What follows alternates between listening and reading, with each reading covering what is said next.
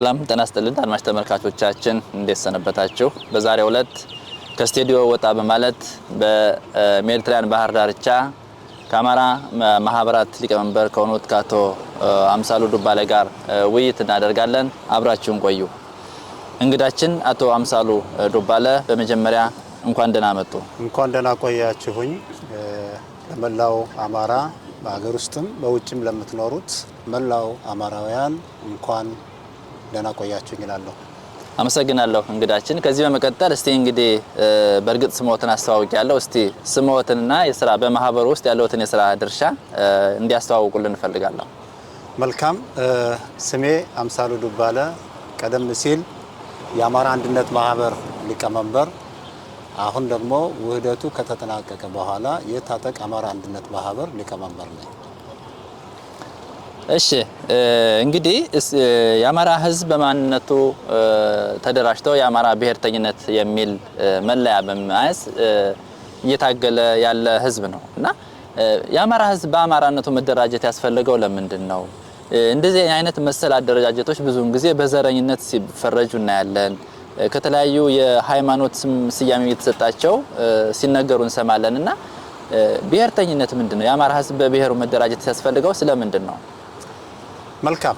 እዚህ እኛ ባለንበት ሀገር ላይ እንግዲህ አማራ ሲባል ቀደም ሲል በነበርንባቸው አካባቢዎች አማራ የሚለውን ከሃይማኖት ጋር አብሮ የሚያያይዙ አሉ። ስለዚህ ይህ ሃይማኖት አይደለም። አማራ የሚለው የማንነት ስም ነው። አማራ የሚለው ነገር ልክ እዚህ ሀገር ላይ ሞሮኮው፣ ሌላውም ኢትዮጵያዊ ቤተ እስራኤል አለ፣ የሞሮኮ ቤተ እስራኤል አለ፣ የቱኒዞች አሉ፣ የሩሲያዎች አሉ። ያን በተመለከተ ልክ ጠቅለል ሲል ግን እስራኤላውያን ተብለው እንደሚጠሩት በሙሉ ኢትዮጵያ ውስጥም ኦሮሞ አለ፣ ትግሬ አለ፣ አማራው አለ፣ ቤንሻንጉል አለ፣ ሌሎችም 83 የሚሆኑ ብሔር ብሔረሰባት ካሉት ውስጥ ከዛ ውስጥ አንዱ የአማራ አደረጃጀት እንጂ ሃይማኖት እንዳልሆነ ከዚሁ ግልጽ አድርጌ መንገር እፈልጋለሁ። መልካም። ግን በብሔር መደራጀት ያስፈልገው ለምንድን ነው? አማራ በአማራነቱ መደራጀት ያስፈልገው ለምንድን ነው ብላ አምናለሁ። መልካም። አሁን ወቅቱ በዚህ 5 ዓመትና 6 ዓመት ውስጥ ያለውን ቀደም ሲል በአማራ አደረጃጀት ላይ ብዙም ያልተሰራባቸው ግን እንዲሰራባቸው ተብሎ በተለይ ባሁኑ በዚህ አሁን ባለው አማራን በመጨፍጨፍ አማራውን በማረድ በመግደል ሰውን ሳይፈልግ እንደ አማራ እንዲደራጅ ያደረገው በመገፋቱ ነው። ሌላ ነገር የለውም። በመገደሉ በመሰደዱ በማንነቱ እየታረደ እየተገደለ ስለሆነ ያለው በዛ ምክንያት መደራጀት የግድ አስፈላጊ ስለሆነ ያ በዚህ ምክንያት እንዲደራጅ ተደርጓል። መልካም አመሰግናለሁ አቶ አምሳሉ። እንደው ወደ ቀጣዩና ወደ ዋናው ጥያቄያችን ስንገባ እንግዲህ በዚህ በምንኖርበት ሀገር በሀገረ እስራኤል ሁለት ታላላቅ ማህበራት ነበሩ። በራሳቸውን ችለው በተለያየ እንቅስቃሴ ሲያደርጉ ቆይተዋል። አሁን ደግሞ እጅግ ደስ በሚል ሁኔታ ሀገር ውስጥ ያለውንም ትግል እንደመነሻ በመውሰድ ወደ አንድ መጥተዋል እነዚህ ማህበራቶችና እነዚህ ማህበራቶች ከተናጠል ሂደት ወደ አንድ የመጡበት ሂደት እንዴት ነበር? ለምንስ ወደ አንድ መምጣት አስፈለገ? እንደው ይሄንን ቢገልጹልን። መልካም ወንድሜ ነፂ፣ እንግዲህ ጥሩ ጥያቄ ነው። መጀመሪያ ድር ቢያብር አንበሳ ያስር አይደለም የሚባለው። አንድነት ኃይል ነው። በእርግጥ በአንዲት ሀገር ውስጥ አንድ አይነት ዓላማ ይዘን አንድ አይነት ሀሳብ ይዘን የአሰራር ልዩነቶች እንኳን ቢኖሩ ያን ሁሉ አጥበን ወደ አንድ መጥቶ አንድ አይነት አማራዊ አደረጃጀት መኖር እንዳለበት የግድ አስፈላጊ ስለሆነ ሁለቱም ማህበራት ወደ አንድ እንዲመጡ ከነበሩት ከታጠቅ ማህበራት ስራ አስፈጻሚዎችና ከአማራ አንድነት ማህበር ስራ አስፈጻሚዎች ጋር በመወያየት ማህበራት ወደ አንድ እንዲመጡ በማድረግና ዓለምም ከኛው በዓለም ላይ ያሉ አማራውያን አደረጃጀቶች ከዚሁ ትምህርት በመውሰድ ሁሉም አንድ እንዲሆኑ በመግለጫችን የገለጽነው ነው። እንዲሁም ደግሞ ሌሎችም ይህን በማየት አንድ አይነት አማራዊ አደረጃጀት እንዲደረግ ከዚሁ ማሳሰብ ወዳለሁ። በጣም አመሰግናለሁ።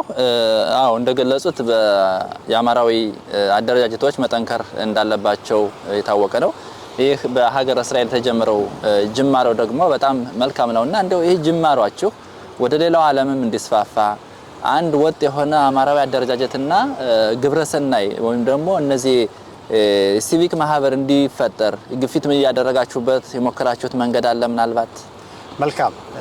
ይህ በጣም ግልጽ ጥሩ ጥያቄ ነው።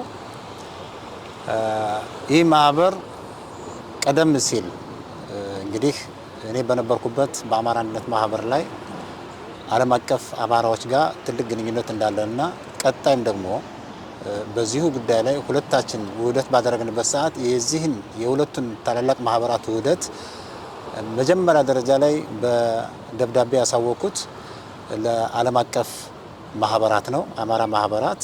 ስለዚህ እነሱም ይህን ተቀብለው አጥጋቢ ጥሩ ከሰብሳቢያቸው ጥሩ መልስ እንደተሰጠን እነሱም እንደረኩበት እነሱም ከእኛ ተሞክሮ በመውሰድ ሌሎችም እንዲህ አይነት አደረጃጀቶችን እንዲቀጥሉ በማድረግ አሳስበን አሳውቀናቸዋለኝ።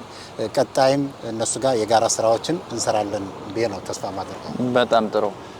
ሌላው ጥያቄ እንደው ማህበራቱ እንግዲህ ከተናጠል ወደ አንድ መጥተዋል። እጅግ በጣም የሚበረታታና መልካም ተሞክሮ ነው ለቀሪው ዓለምም። ማህበራቱ ዋና ዓላማቸው የተመሰረቱበት ዓላማ ምንድን ነው? ቆንጆ ጥያቄ ነው። ይሄ ቀደም ሲል ትጠይቀኛለህ ብዬ ያሰብኩት ነበር።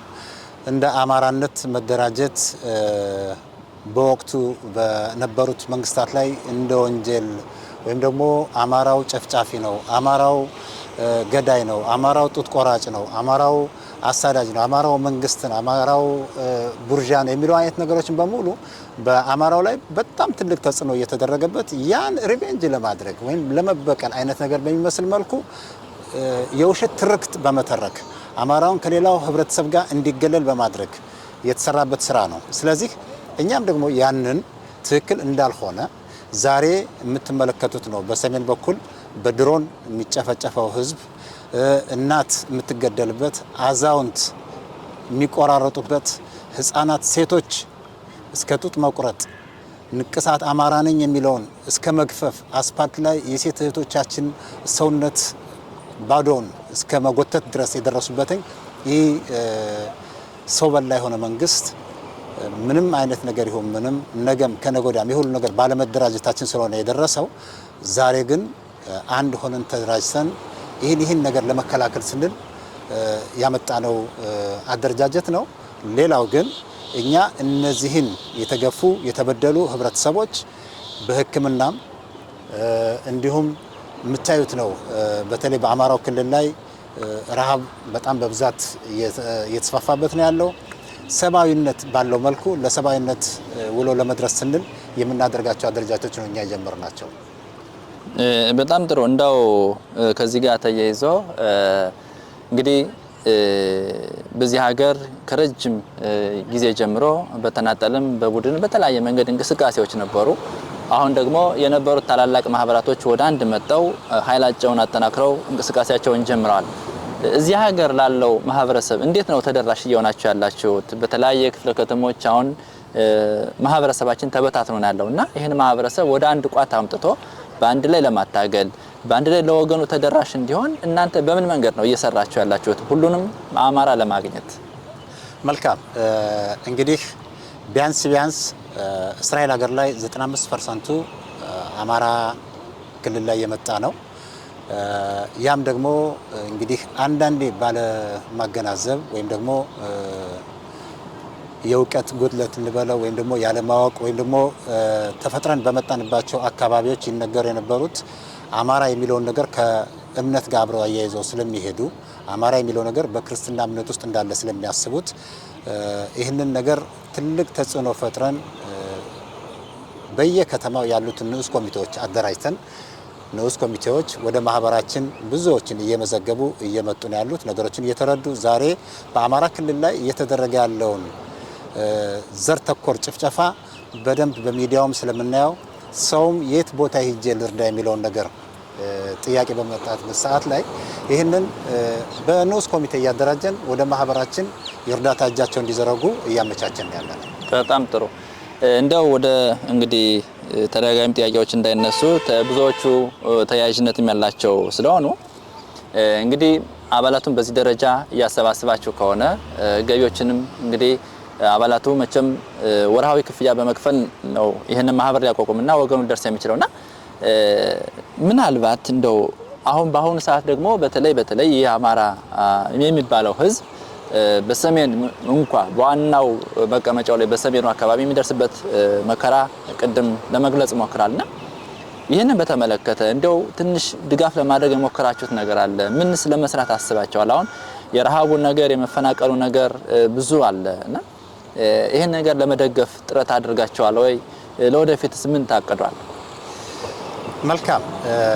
እኔ እንግዲህ ቀደም ሲል እርዳታዎች በተቻለ መጠን እየረዳን ያለ ነው። አቅማችን በፈቀደ መጠን የተለያዩ ቦታዎች ላይ የሰብአዊ እርዳታዎችን አድርገናል። ቀጣይ እንግዲህ ካለው ከእስራኤል መንግስት ጋር በመነጋገር አንዳንድ እርዳታዎችን በመጠየቅ ብዙ ጥያቄዎች አሉን። ብዙ ዘርፈ ብዙ ስራዎች አሉን። የፈረሱ ትምህርት ቤቶች አሉ፣ ሆስፒታሎች አሉ፣ እናት አባት ያጡ ህፃናት አሉ፣ አዛውንት ልጃቸውን የቀበሩ አሉ። እነዚህን በሙሉ አሰባስበን እርዳታ የሚደርስበትን ፈንድ ማዘጋጀት ነው የምንፈልገው።